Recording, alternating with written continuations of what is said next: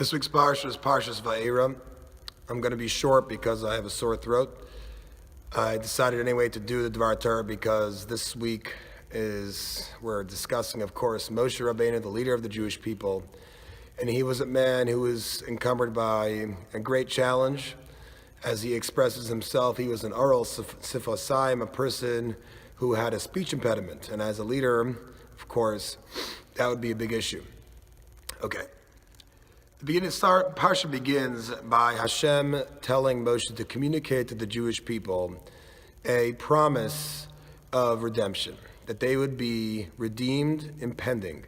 It would happen any moment. And they didn't have to worry that Moshe would fail in his mission, in his representation of the Jewish people to Pharaoh, and the Jewish people would be saved now, in the near future. The Jewish people, though, upon hearing this, the verse states, they did not listen to Moshe because of the shortness of spirit and from their excruciating labor. Hashem, of course, knows everything that will occur in the future. He can see into the future, and therefore Hashem knew that the Jewish people would not listen to his communication. So why would Hashem see it appropriate? What was the purpose of this communication if, despite its hope, its message of deliverance, the Jewish people were not willing to accept it, for whatever reason? So the Sfas Emes says something here which I think is very applicable in people's lives when we speak to others. We try to give hope to people who have circumstances which are difficult.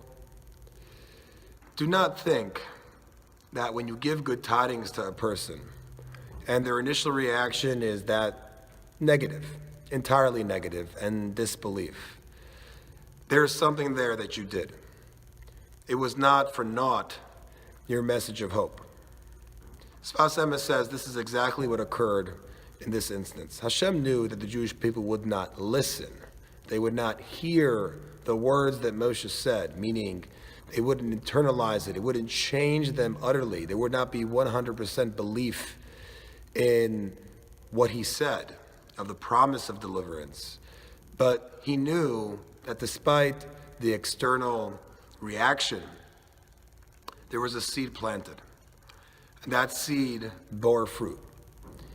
It's purposeful and it makes sense to tell a person to have hope despite a person knowing that that person cannot see that relief, that deliverance at that time.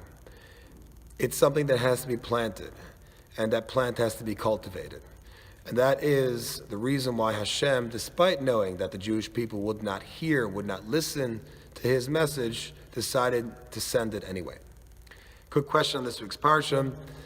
The 4 languages of redemption. We have 4 languages of redemption in the communication which we spoke of. Let's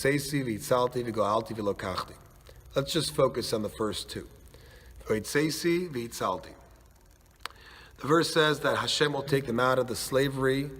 He will release them from that enslavement, from the labor that they had to do. And then it says, V'itzalti, and I will save you.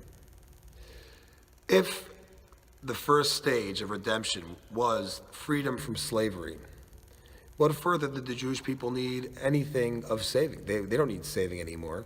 They were released from their bondage. They're free people. Why would Hashem put this second step in after taking them out of slavery, say that he will now save them? What did this represent? Further, what is this language of Vahitseisi, I will take you out?